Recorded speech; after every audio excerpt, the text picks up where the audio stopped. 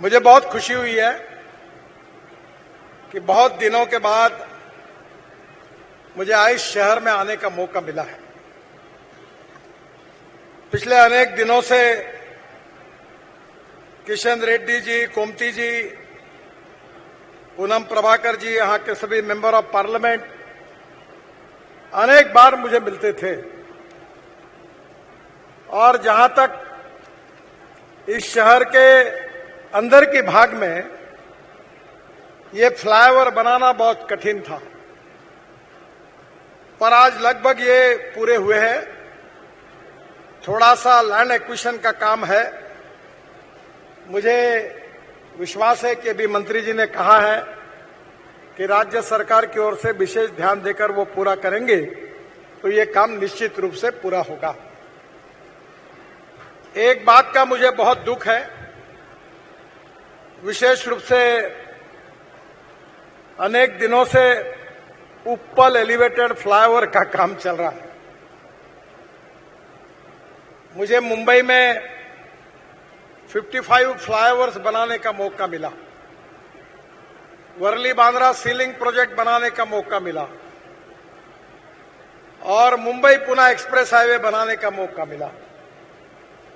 तब फ्लाईओवर बनाने के लिए मैंने एक नियम बनाया था, पॉलिसी बनाई थी कि जो एक दिन पहले काम करेगा उसको 1 लाख रुपए अवार्ड मिलेगा और एक दिन लेट करेगा उसको 1.5 लाख रुपए फाइन लगेगा।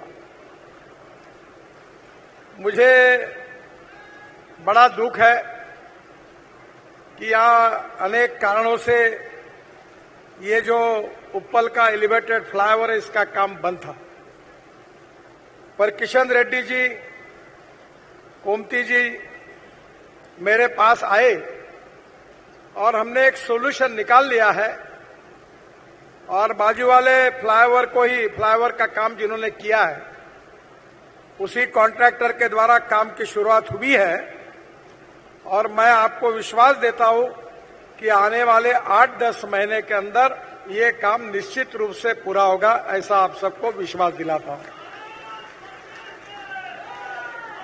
मुझे स्टेज पर जितने निवेदन मिले 8-10 इसी फ्लाईओवर के बारे में थे और इसलिए आपकी समस्या बहुत गंभीर है और 10 महीने में किसी भी स्थिति में मैं भी इसका फॉलोअप करूंगा और ये काम पूरा होगा, ऐसा मैं आपको विश्वास देना चाहता हूं।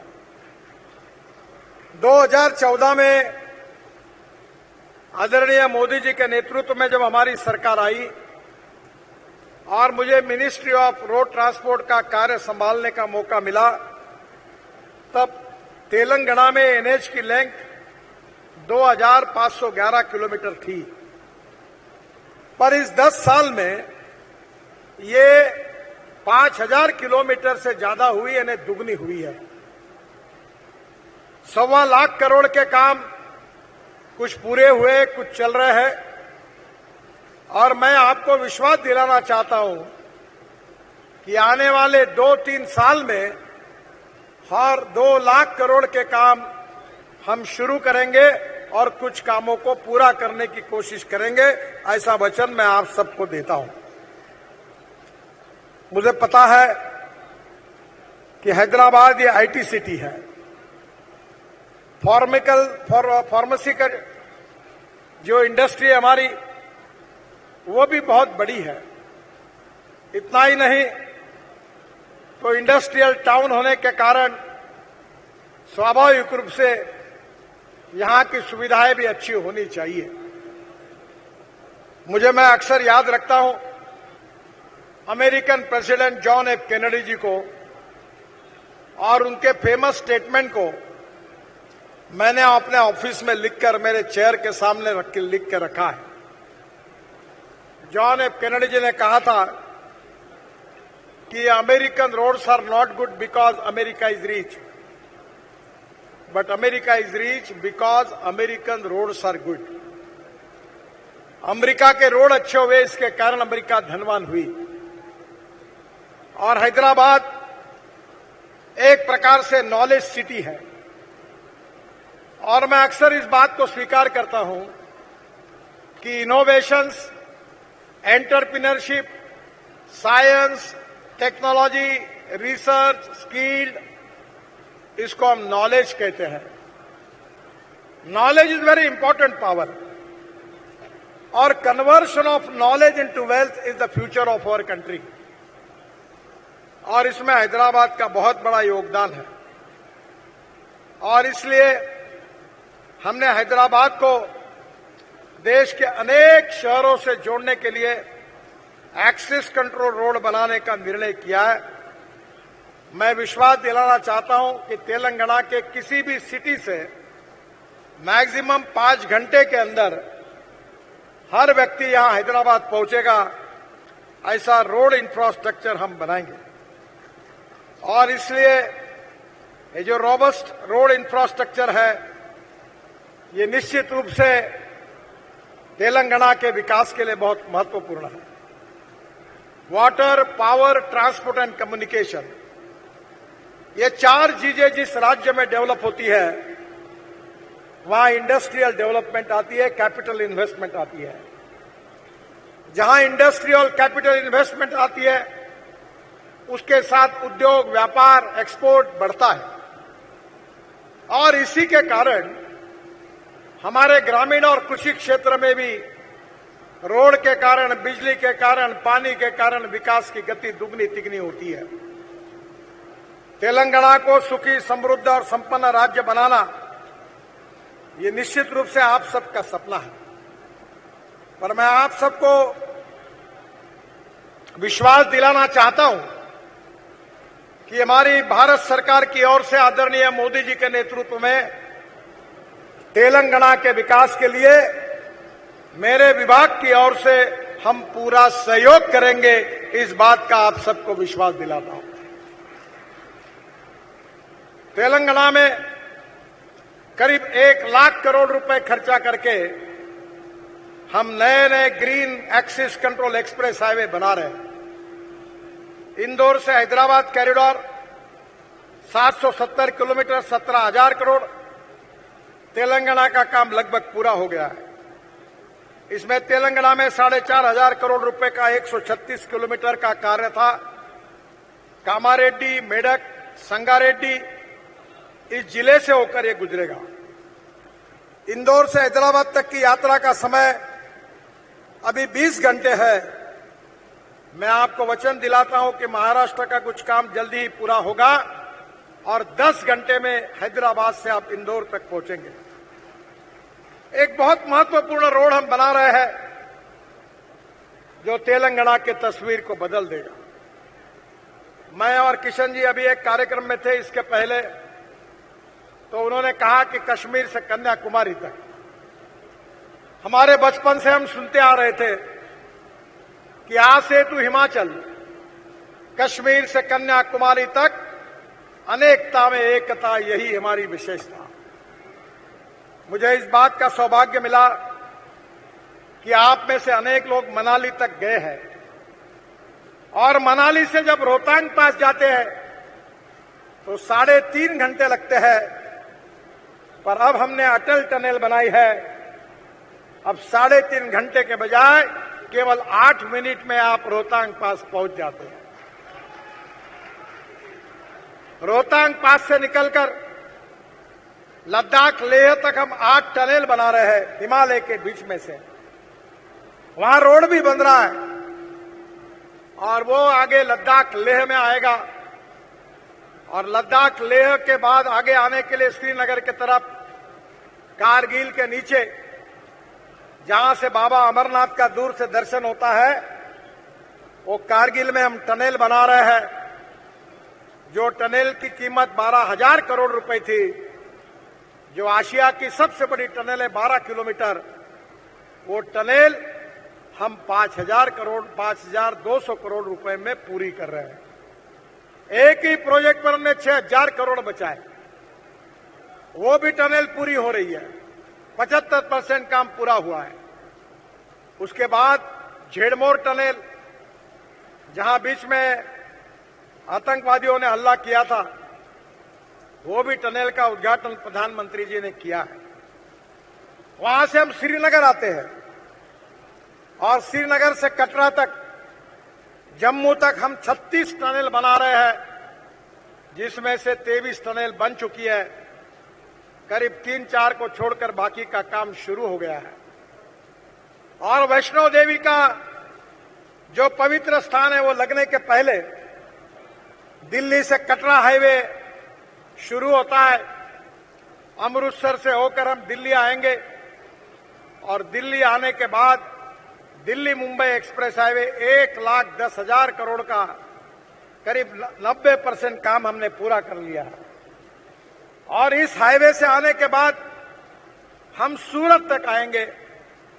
अगर दक्षिण में हैदराबाद, बेंगलोर, चेन्नई, कन्याकुमारी, कोचीन, त्रिवेंद्रम, अगर दिल्ली से उत्तर भारत से अगर आना होगा तो हमें मुंबई, पुणे, सोलापुर और कोल्हापुर जाना पड़ता था। अब सूरत से हम नया हाईवे बना रहे, एक्सिस कंट्रोल एक्सप्रेस हाईवे, जो सूरत से निकलेगा नासिक, नासिक से अहमदनगर, अहमदनगर से सोलापुर, सोलापुर से कर्नूल और कर्नूल से हैदराबाद, चेन्नई, कन्याकुमारी, बेंगलोर, बेंगलोर, कोचीन, त्रिवेंद्रम। अब आपको मुंबई, पुणे जाने की जरूरत नहीं पड़ेगी। दिल्ली से चेन्नई तक का डिस्टेंस 320 किलोमीटर कम होगा। हैदराबाद का डिस्टेंस 265 किलोमीटर कम होगा। और ये हाईवे के कारण एक नए विकास की प्रक्रिया शुरू होगी। यह हाईवे में करीब 1100 किलोमीटर ये जो काम है, इसमें से करीब 73% काम पूरा हुआ है। तेलंगाना में गढ़वाल जिले से होकर आंध्र के कर्नूल तक पहुंचेगा और निश्चित रूप से यह हाईवे दक्षिण और उत्तर भारत को जोड़ेगा। दूसरा जो महत्वपूर्ण हाईवे है, ग्रीनफील्ड कॉरिडोर, सूर्यापेट से देवरापल्ली 221 किलोमीटर 8,000 करोड़ का, जिसका 82% काम पूरा हुआ है। यह हैदराबाद विशाखापट्टनम कॉरिडोर का हिस्सा है। तेलंगाना में 6,040 करोड़ रुपए की लागत से 164 किलोमीटर काम है। तेलंगाना में सूर्यापेट खम्मम जिले से होकर गुजरता है और हैदराबाद और विशाखापट्टनम की दूरी 56 किलोमीटर कम होगी। अभी 12 घंटे लगते हैं, अब यह प्रवास केवल 6 घंटे में होगा। नागपुर से विजयवाड़ा कॉरिडोर 565 किलोमीटर का है, 16,000 करोड़ का, 21% काम पूरा हुआ है। ये तेलंगाना के आसिफाबाद, मंचेरियल, भूपलपल्ली, हनुमनकोंडा, वारंगल, खम्मम से गुजरता है और नागपुर से विजयवाड़ा की दूरी 175 किलोमीटर कम होगी। ये 13 घंटे से घटकर 6 घंटे समय हो जाएगा। हैदराबाद से पणजी के लिए हम नया हाईवे बना रहे हैं, 563 किलोमीटर, 20,000 करोड़ का है। इसमें हैदराबाद गोवा की दूरी 50 किलोमीटर कम होगी और निश्चित रूप से कर्नाटक के रायचूर से कृष्णा नदी को पार करके ये तेलंगाना में प्रवेश करता है। ये महबूबनगर जिले से गुजरता जड़चेरला में NH-44 को जोड़ेगा और मुझे विश्वास है कि यह टूरिज्म के लिए निश्चित रूप से उपयोगी होगा। मुझे बहुत खुशी है कि 6 लेनिंग जो है वो LB Nagar to Malkapur section, ये 545 करोड़ का काम है। 23 किलोमीटर से 75% पूरा हुआ है। Service road, drains, footpath, VUPs, widening of minor bridges, ये हैदराबाद शहर की यातायात को और भीड़ को कम करेगा। हैदराबाद की ट्रैफिक से बचकर सिग्नल की कनेक्टिविटी, उसमें 20 से 25 मिनट की कमी होगी। 6 lane Pune Hyderabad NH-65 from Sangareddy to Madinaguda, ये 1300 करोड़ रुपए का 30 किलोमीटर का काम है। 20% पूरा हुआ है। अनेक उद्योगों के लिए ये बहुत उपयोगी होगा। जहरीबाद में NIMZ, national investment of manufacturing zone के लिए इससे बेहतर कनेक्टिविटी मिलेगी। Construction of 6 lane elevated corridor to the urban limit of Hyderabad Bhopalpatnam section, ये 627 करोड़ का है और इसका भी 46% प्रोग्रेस हुआ है। मुझे विश्वास है कि इससे भी निश्चित रूप से यादाद्री मंदिर जाने के लिए भक्तों के लिए जो परेशानी थी वो मुक्त हो जाएगी। मैं विशेष रूप से जो नए प्रोजेक्ट हम बनाने वाले हैं उसकी घोषणा कर रहा हूं। 4 लेनिंग ऑफ हैदराबाद से डिंडी सेक्शन NH 765 2800 करोड़। ये 3 महीने के अंदर हम इसका टेंडर निकालकर इसका काम शुरू करेंगे। NH 765 एकमात्र NH है जो श्रीशैलम मंदिर और भामरम्मा देवी मंदिर को जोड़ता है। वर्तमान में 2 लेन पेव शोल्डर है। अक्सर अपघात होते हैं और हैदराबाद से श्रीशैलम 4 लेन के बनने के बाद ये दूरी लगभग 6 घंटे से जो थी वो केवल 3 घंटे होगी। मल्लेला तीर्थम वाटरफॉल, नल्लमल्ला पहाड़ियों में जंगल सफारी, ये इनके लिए महत्वपूर्ण होगा। इस रोड में भगीरथी की पाइपलाइन आती है। मैं राज्य सरकार से अनुरोध करूंगा कि वो भी काम जल्दी करा दीजिए। इसके साथ साथ 4 लेनिंग ऑफ हैदराबाद टुक्कुगुड़ा रोड, यह हैदराबाद के सिटी लिमिट की धनी आबादी जो है उस एरिया से गुजरता है और इसका चौड़ीकरण हम कर रहे हैं।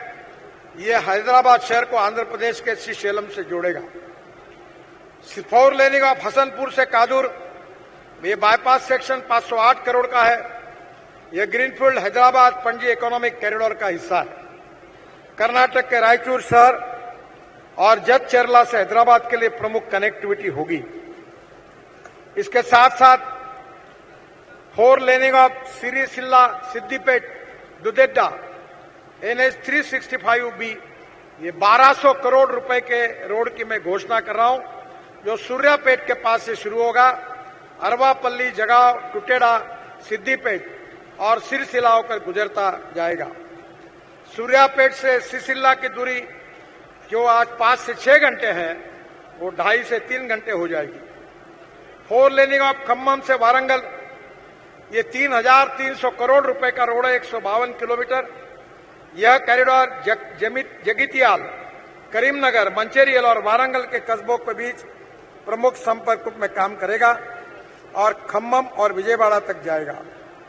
जगतियल से खम्मम तक पहुंचने के लिए आज 3.5-4 घंटे लगते हैं, वो 1.25-2 घंटे में ये प्रवास होगा। 4 लेनिंग ऑफ जदचेरला, कलवाकुर्ती, मल्लेपल्ली, हलिया, मिर्यालगुड़ा, कोदाड़, ये 3,200 करोड़ रुपए का 219 किलोमीटर रोड है। ये भी 5-6 महीने में शुरू होगा। ये सड़क जड़चेरला में NH 44 और सूर्यापेट में NH 65 को जोड़ेगी, जो तेलंगाना के जड़चेरला, कलवाकुर्ती, हलिया, मिर्यालगुड़ा और कोदाड़ को आंध्र प्रदेश से जोड़ती है। 4 लेन चौड़ीकरण से जदचेरला से विजयवाड़ा की यात्रा जो 6 घंटे है वो 3.5 घंटे हो जाएगी। विशेष रूप से रिंग रोड के बारे में हमारे PWD मिनिस्टर ने अपनी बात रखी है। मैं 16,000 करोड़ का 162 kilometre development for northern part of the Hyderabad regional ring road, इसकी घोषणा करता हूं और जल्दी ही कैबिनेट की मंजूरी मिलने के बाद इस रोड के कार्य का शुभारंभ होगा, ऐसा विश्वास दिलाता हूं।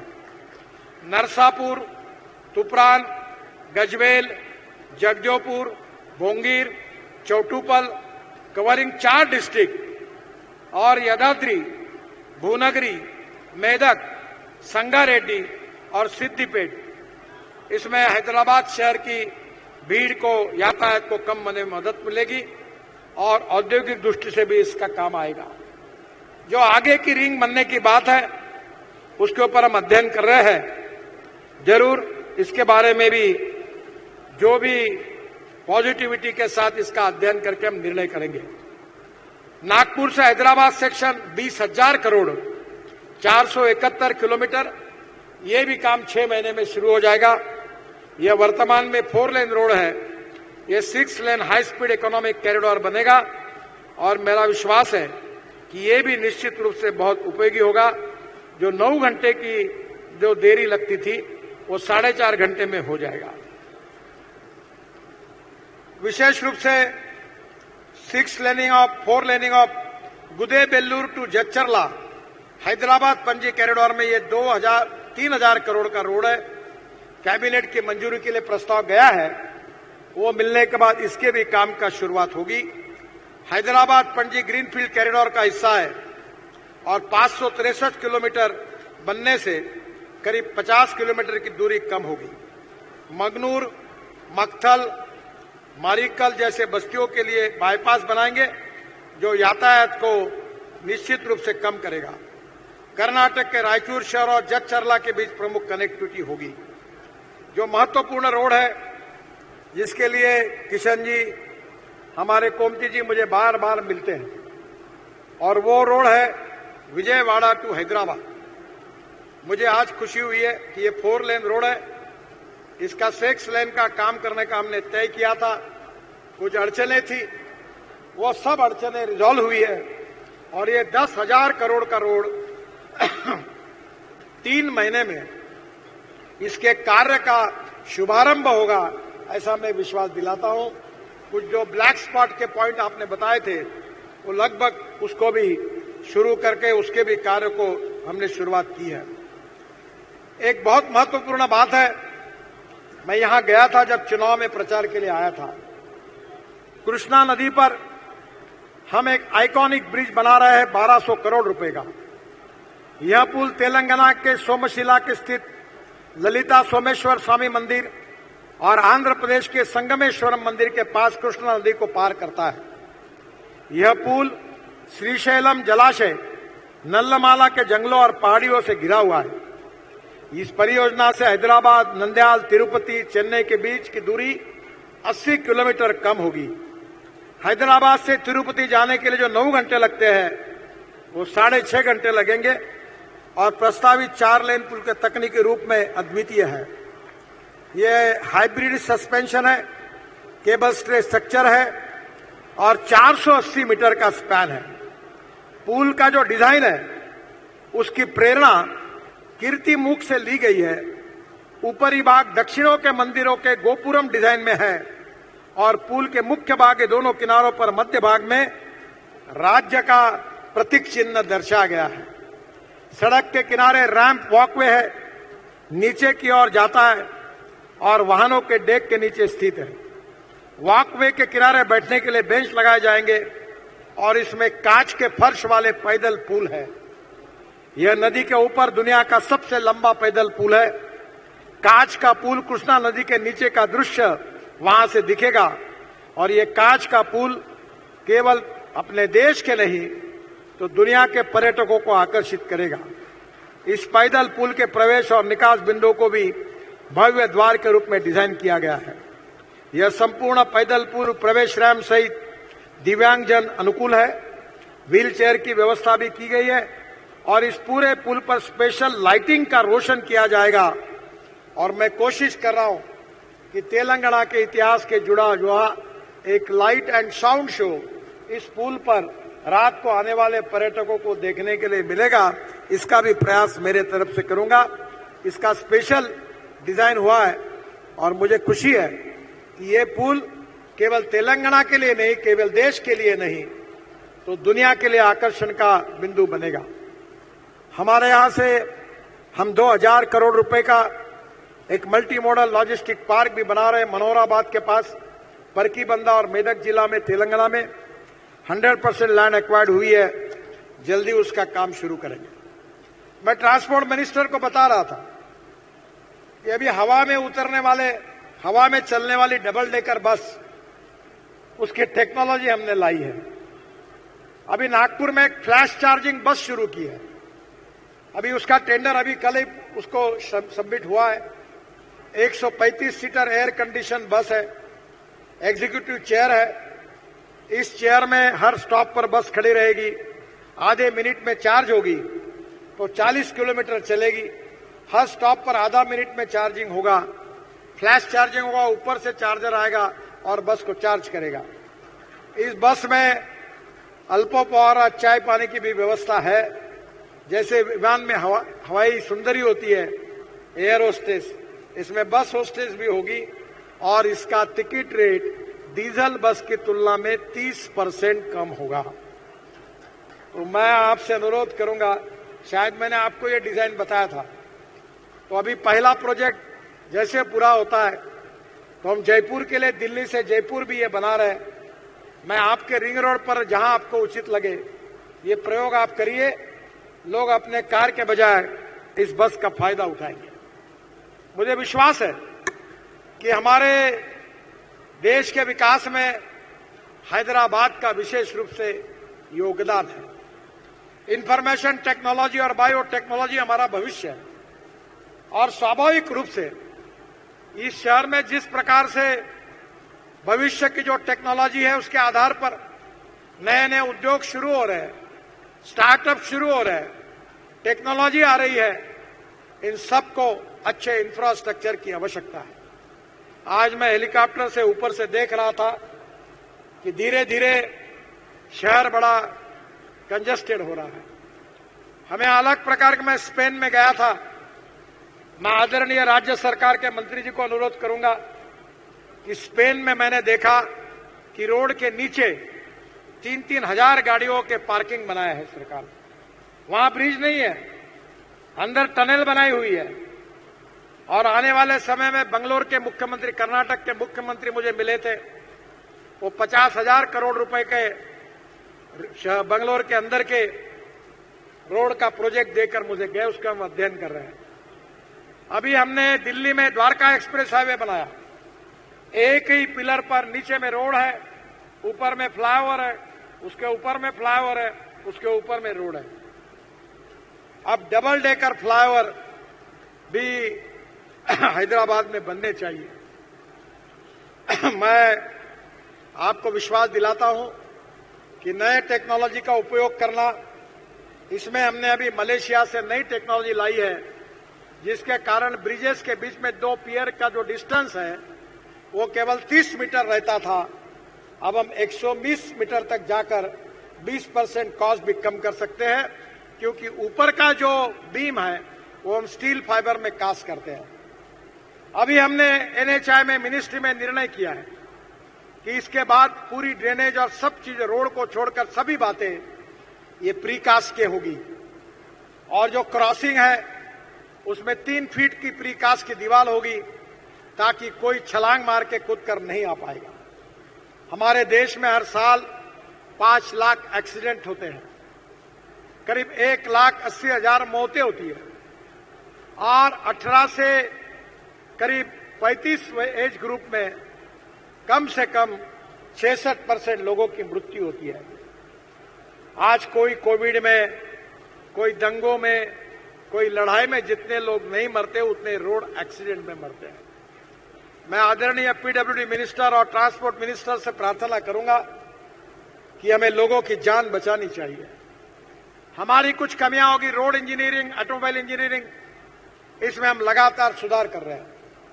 अभी हमने भारत NCAP का स्टार रेटिंग लाया है जिसके कारण हमारे छोटे इकोनॉमिक मॉडल में भी 6 एयरबैग्स हैं।